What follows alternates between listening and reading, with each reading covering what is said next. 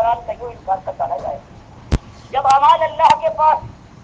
فیصلے کے لیے جانے کی بجائے بیچ میں روک لیے جائیں اور اللہ کے نبی حضرت کو ذمہ دار بنا دیا جائے تو بتائیے اس کے بعد یہ کچھ دیکھنے میں کتنی معمولی چیزیں ہیں، لیکن مالک فرماتا ہے کہ اعمال کے اوپر گھمنڈ کرنے والوں، اترانے والوں، مثل الذین کفروا، ان کافروں کے اعمال کے اوپر نہ جانا جو اپنے رب کے ساتھ کفر کرتے ہیں. ان کے پہاڑ ایسے اعمالوں کی مثال یہ ہے صدمات جیسے رات کا ڈھیر ہو، شدت کی رہی تھی یومن آصف، ایک چھت چلے طوفان اونڈے آندیاں چلے اور یہ سارا جو رات کا ڈھیر ہے اس کے دوست کے اوپر اڑ جائے، کچھ باقی نہ رہے. اسی طرح سے قیامت کے انصاف اور فیصلے کی آندھی چلنے دو. یہ نمازی اور یہ روزے دار یہ گھمن کے ساتھ اپنے کو کہنے والے کہ ایماندار ہم ہی ہیں، ہم ایمان کے علم بتا ہیں، اور اس ایمان کی خرابی کے ساتھ کم سے کم تو یہ خرابیاں ساری کائنات کے اندر جتنے مومن کرو اپنے مسلک سے وابستہ ہیں، جو اپنے کو کوئی دیوبندی، کوئی بریلوی، کوئی اہل حدیث اور کوئی حنبلی کہتا ہے، سب کے اندر یہ اعمال بغیر کسی اس کے انکار کی ضرورت نہیں ہو سکتی. ساری کتابیں بھری ہیں، سارے ان کے علم بتا رہا ہوں. کوئی آج مسلم جس کے اللہ نے فرمایا کہ وہ سماعت ان قبل و فی ان کو ہم نے مسلمان نام سے نوازا تھا، سب نے بدلا تھا. اس لیے صحیح بدلا انہوں نے کہ وہ مسلم نہیں رہے تو اس کے بعد اب مسلم کہنا اپنے کو یہ ایک طرح کا دھوکہ تھا. اس لیے لوگوں نے انکار کر دیا. اللہ فرماتا تھا کہ ہاں اگر تم ایمان کے تقاضے پورے نہیں کر سکتے تو مرتد ہو جاؤ. اللہ فرماتا یا ایھا الذین آمنوا من یرتد منکم عن دینہ فسوف یأتی اللہ بقوم. فرمایا اگر تم نے ایمان کے تقاضے پورے کرنے، طاغوت پر للکارنے اور باطل کے خلاف جان لگانے کا بوتا نہیں ہے، تم ٹھنڈی ٹھنڈی چھاؤں میں چلنا چاہتے ہو تو سب سے اچھی بات یہ ہے کہ ارتداد کا اعلان کر دو. کہہ دو کہ ہم ایماندار نہیں ہے، ہم نہیں مانتے. تو آج ہم لوگ وہی کہتے ہیں، زبان سے کوئی اقرار نہ کرے، دل میں نہ اترے، کیسے اترے؟ یہ منبر محراب ہے، ایمان کی بات کبھی نہیں چھوڑتے. باتیں کیا ہے؟ کہیں جائیے تو یہ ہوگا کشتی 12 سال کی نکالی، کہیں جائیے تو یہ ہوگا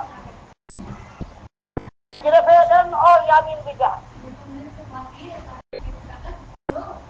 کہیں جائیے تو بزرگوں کے قصے ہیں. اٹھو پہلی چیز جس کے لیے اللہ نے بنایا کائنات کو، اور بنانے کے بعد انسان کو بھیج کر اس آزمائش میں ڈالا ہے. اور مالک فرماتا ہے کہ ہمیشہ جو کبھی گزرا ہے اس نے آ کر یہی بات اٹھائی ہے. وما ارسلنا من قبلک من رسول الا نوحی الیہ انہ لا الہ الا انا فاعبدون. فرمایا کہ سارے رسول جو ہم نے بھیجے ہیں بغیر کسی ایک استثناء کے ایک ہی مسئلہ ایمان کا انہوں نے ہمیشہ اٹھایا ہے. اور پورا قرآن بیان کرتا ہے جو آیا ہے اس نے یہی بات اٹھائی ہے، یا قومی عبدوا اللہ ما لکم من الہ غیرہ. اور آج یہ مسئلہ دنیا میں اٹھتا ہے ایک ذلت کے بعد، جس کے لیے مالک نے فرمایا ہے اگر ایمان میں خرابی کے ساتھ میرے پاس آ گئے تو جانتے ہو کیا ہوگا؟ ظالم میرا حق تم نے مارا ہے. انا اعتدنا للظالمین نارا احاط بهم سرادقها. پھر اب یہ حال ہوگا کہ نمازیوں بڑی نمازیں پڑھی ہیں، تہجد گزار بھی تھے، حاجی کہلاتے تھے، لیکن ایمان کی اس خرابی کے ساتھ آئے ہو تو ظالم میرا حق چاہے تم نے ایک حق مارا ہو یا آدھا، تو یاد رکھو ایسی تمہارے لیے میں نے آپ کی چادریں قناتیں تیار کر رکھی ہیں کہ چاروں طرف سے گھیر لیتی. وہی یستغیثوا، اور جب کلیجہ پھک جائے گا تو یہ چیخیں گے، فریاد کریں گے، استغاثہ ان کا ہوگا. فریاد رسی کے لیے اللہ فرماتا ہے یغاثو، ہم ان کی فریاد رسی کریں گے، لیکن کس طرح سے؟ یغاثو بماء کالمہل، ایسا پانی ہم ان کو پلائیں گے جب چیخیں گے. یہ ظالم مشرک اور کافر، ایمان کے ساتھ دغا کرنے والے دنیا دار، ایمان کی بات کو دبا جانے والے، فضائل کا ذکر کرنے والے، نمازیں ان سے پڑھوانے والے جن کے لیے اللہ فرماتا ہے ان پر نماز پر نہیں، ان الصلاۃ کانت علی المؤمنین کتابا موقوتا. مالک فرماتا ہے ہم نے نماز ہر ایک پر فرض نہیں کی ہے،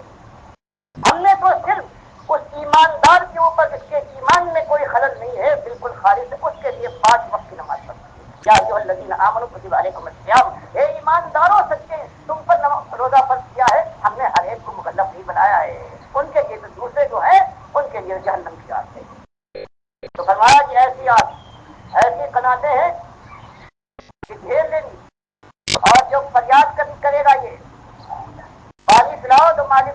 پانی پلایا جائے گا، لیکن کیسا؟ کلمحل۔ عبداللہ ابن مسعود رضی اللہ تعالیٰ عنہ کہتے ہیں محل کے معنی یہ ہے کہ ایک تانبے کی دھات کو لو، گرم کرو آگ کے اوپر، اور اس کے بعد اتنی گرم ہونے کے بعد وہ جب پگھل جائے اور ابلنے لگے، تو یہ ہے محل، سمجھ لو ایسا محل ہوگا، اور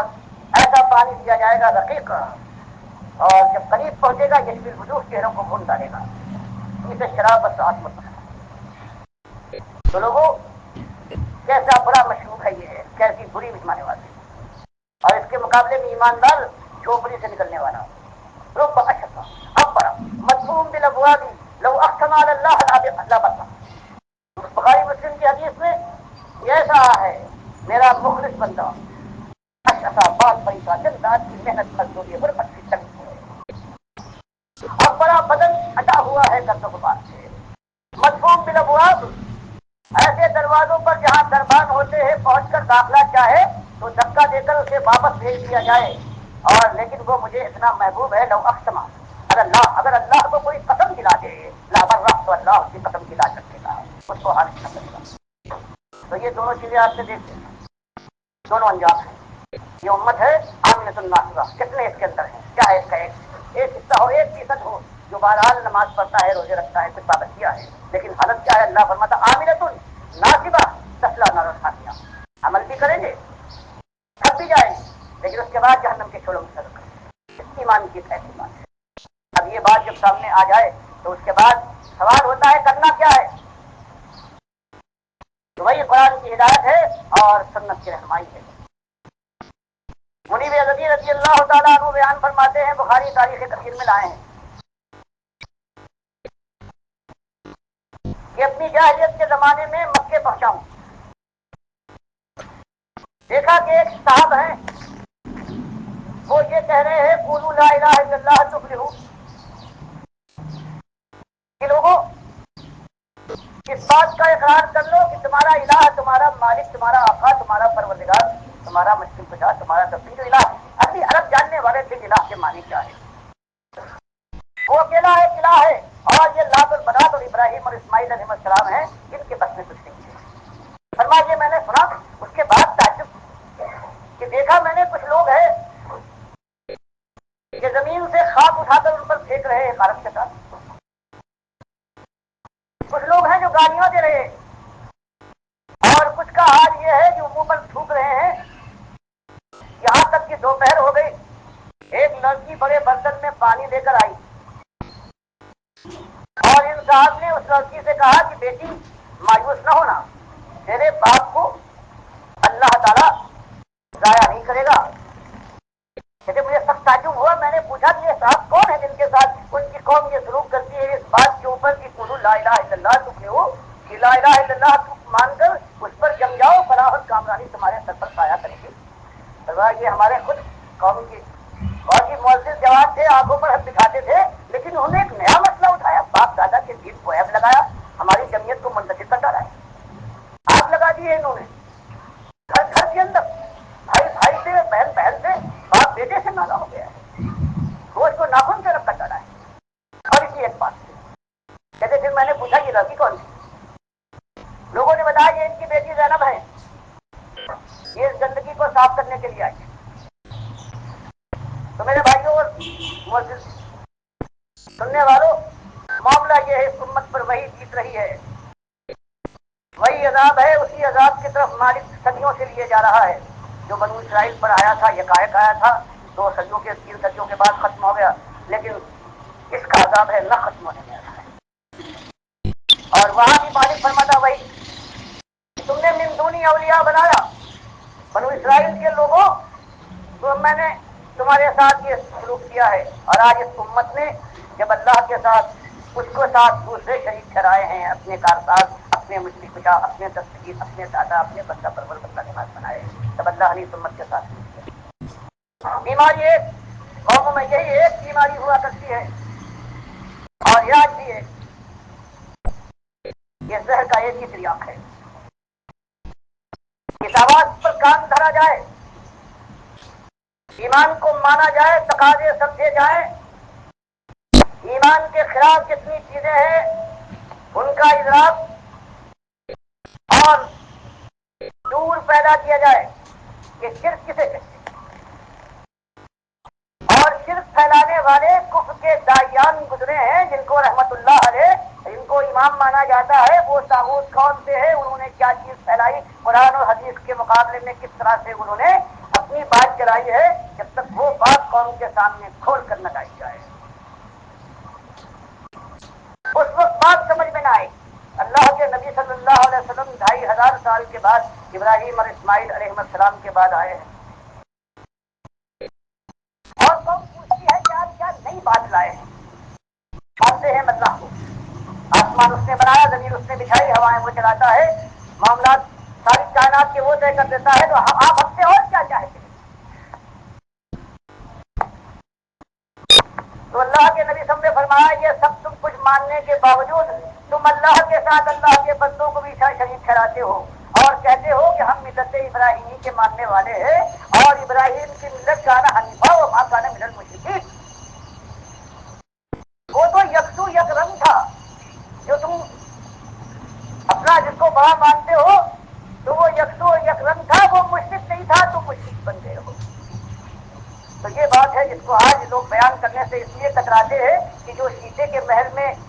آرام کر رہا ہو وہ دنیا کے دوسروں کے اوپر پتھر تو نہیں پھینکتا،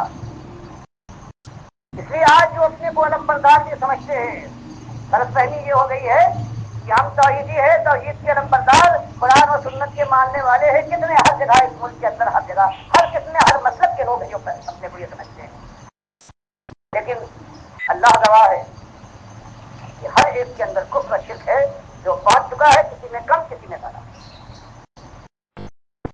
اور سب سے کم جو امت کے اندر یہاں ہے وہ حنبلیوں میں ہے یا اہل حدیث میں ہے، وہ دو چیزیں ہیں ایسی، باقی اور امت کے اندر ہزاروں چاہے پھیلی ہوں، اور یہ دو چیزیں ہیں، ایک یہ کہ اللہ کے نبی صلی اللہ علیہ وسلم قبر کے پاس درود و سلام سنتے ہیں، یعنی سماع ان کا ہے، حیات ان کے اندر ہے، یہ اللہ کی کتاب کا حکم ہے۔ اور دوسری بات، چاہے اس کو مانے کوئی کہ 1 منٹ کے لیے صرف سوال و جواب کے لیے ہوتا، اللہ فرماتا نہیں، جنہار ایسی بات نہ کہنا، ہمارا قاعدہ یہ ہے ثم انکم بعد ذلک لمیتون ثم انکم یوم القیامت تبعثون، ایک لمحے کے لیے قیامت سے پہلے مرنے کے بعد اس کی کہیں ربط نہیں آ سکتی اس جان کے اندر۔ تو یہ ایک مسئلہ ہے آپ کے سامنے، درخواستی کہیے تو درخواستی، ہوشیار کرنے والا جہنم کے شعلوں سے ڈرانے والا ہے، تو آپ کا یہ خادم آپ کے سامنے یہی ایک بات کہتا ہے کہ کوئی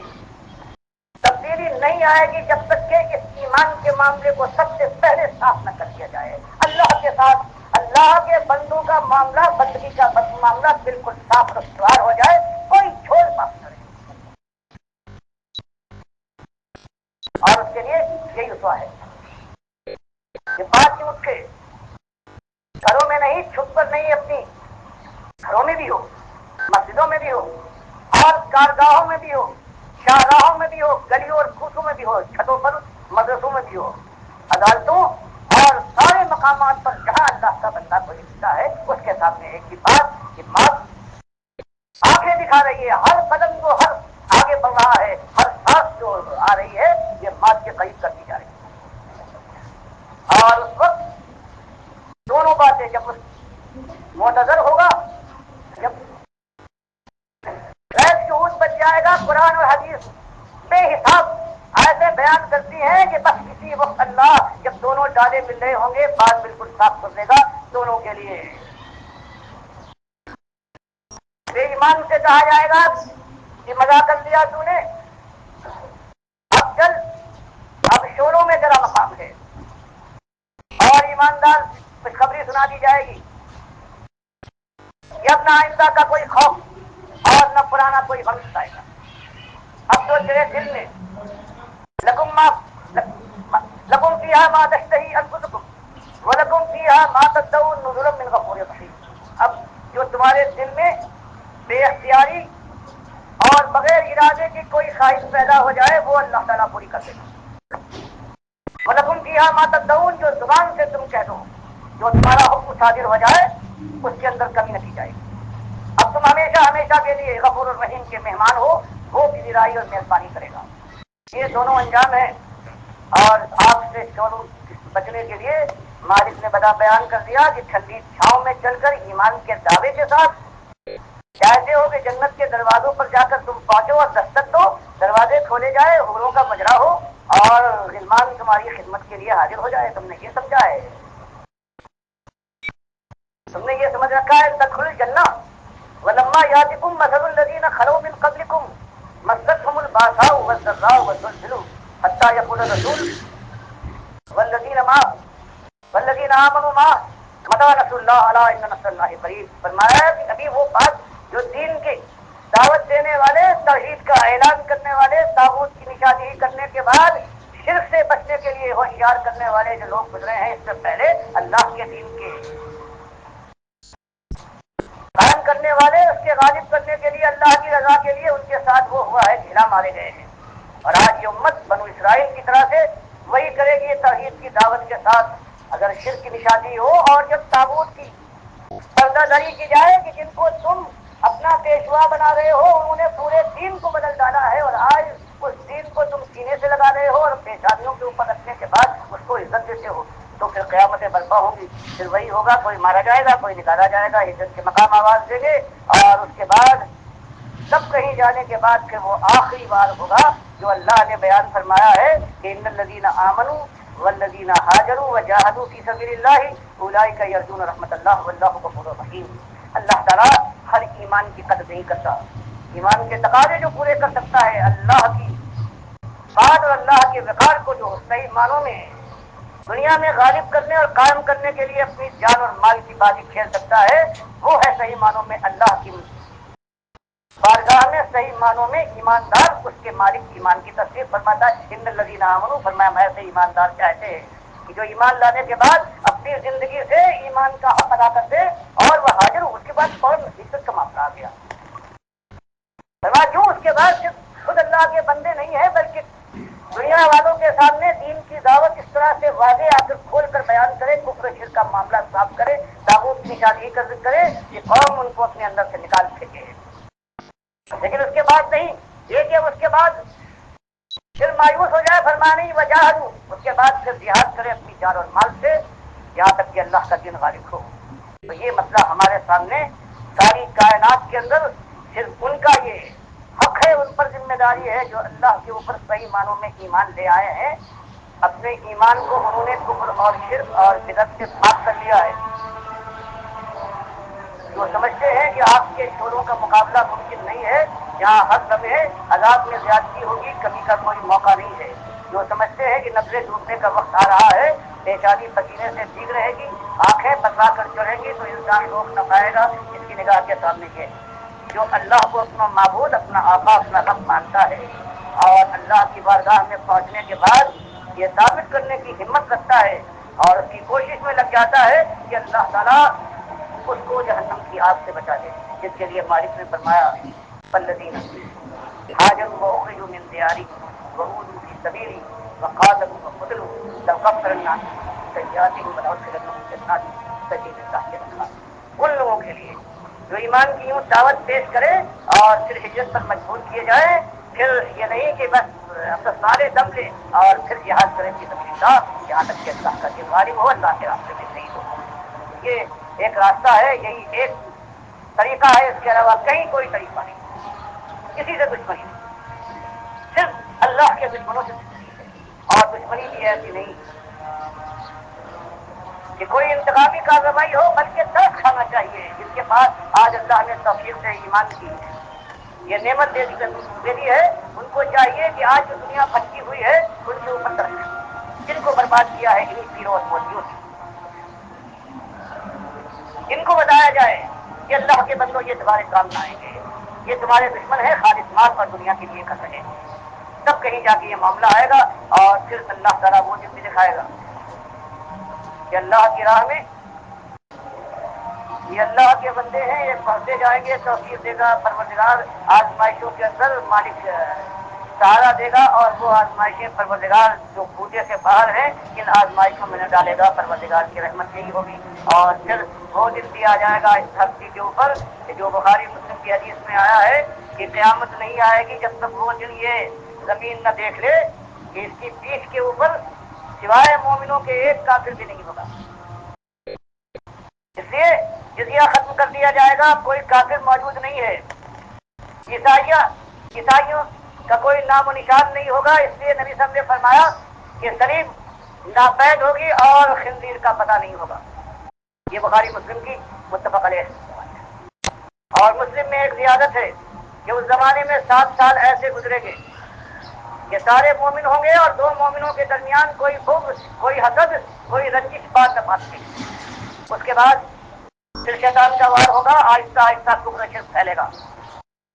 ایک وقت ایسا آ جائے گا کہ ایک ہوا چلے گی اللہ کی طرف سے، اور جو مومن ابھی تک ہے کافر مشرک نہیں ہوا ہے، چاہے گناہگار ہو چکا ہو، اس کو وہ ڈھونڈ کر پالے گی، چاہے وہ کہیں چھپ جائے، اور وہ لگے گی اور وہ مر جائے۔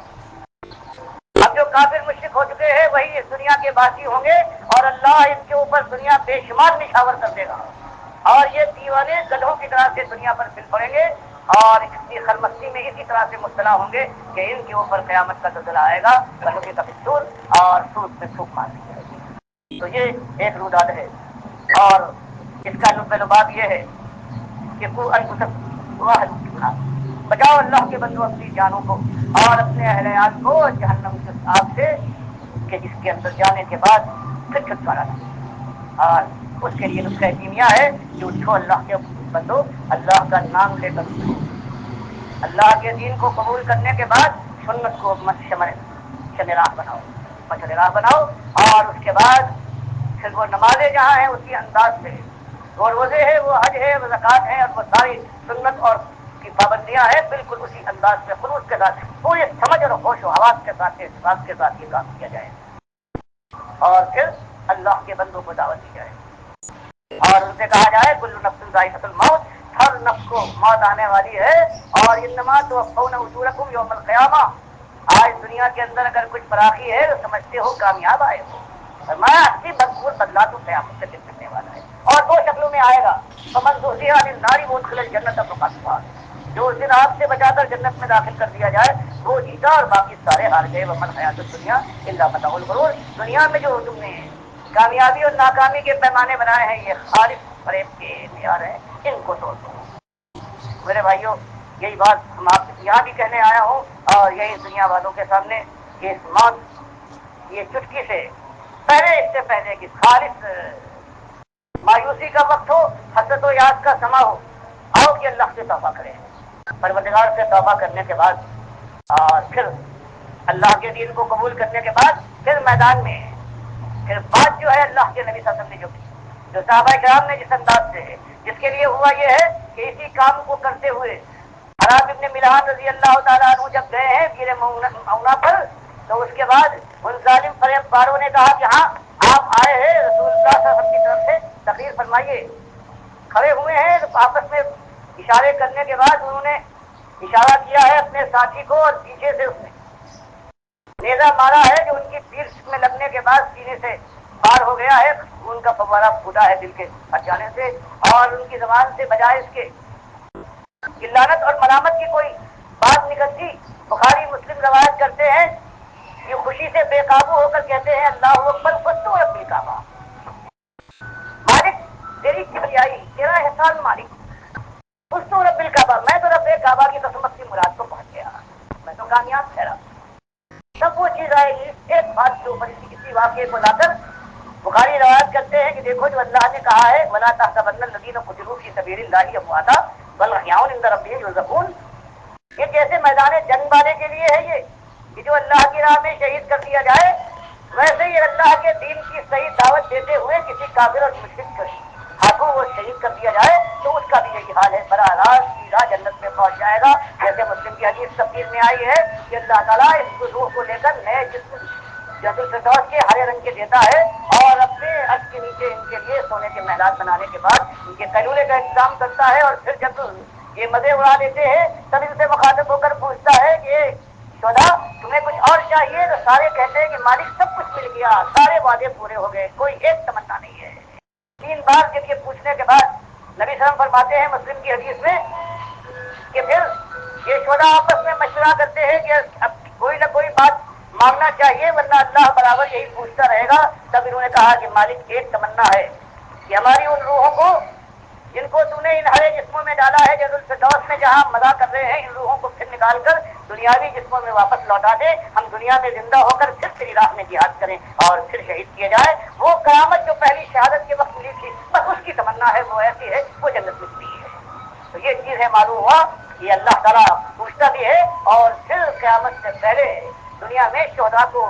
واپس کرنے کے لیے تیار نہیں ہے۔ یہ ایک ایسی چیز ہے آپ کے سامنے، اللہ توفیق سے مالک سب کو توبہ کریں۔ اس طرح سے قرآن میں آتا ہے کہ حضرت ہود علیہ السلام یہی کہتے ہیں کہ جو کچھ تم نے کیا ہے یہ تمہیں بھی معلوم ہے اور بات تمہارے سامنے صاف آ گئی ہے، تو یا قوم استغفروا ربکم ثم توبوا الیہ، اللہ سے معافی مانگو، توبہ کر کے پلٹو، یرسل السماء علیکم مدرارا، اس دنیا میں بھی پروردگار عالم آسمان کو رحمتوں کا دھارا بنا کر برسا دے گا، اور آخرت میں جنت کی بادشاہت کے لہلاتے ہوئے باغات سے قدم چومیں گے۔ اللہ مجھے بھی توفیق دے اس بڑھاپے میں جماؤ کی، ایمان کے ساتھ، خلوص کے ساتھ اللہ کے راستے میں جہاد کی زبان کا بھی ہے، اس کے بعد اللہ جہاں جہاں تک لے جائے، سب کو مالک توفیق دے، اور سارے سننے والوں کو اور ان کے متعلقین کو پروردگار عالم جہنم کے شعلوں سے محفوظ کر کے جنت کی بہاروں کی خدمت کر دے۔ اقول قولی ھذا واستغفر اللہ لی ولکم۔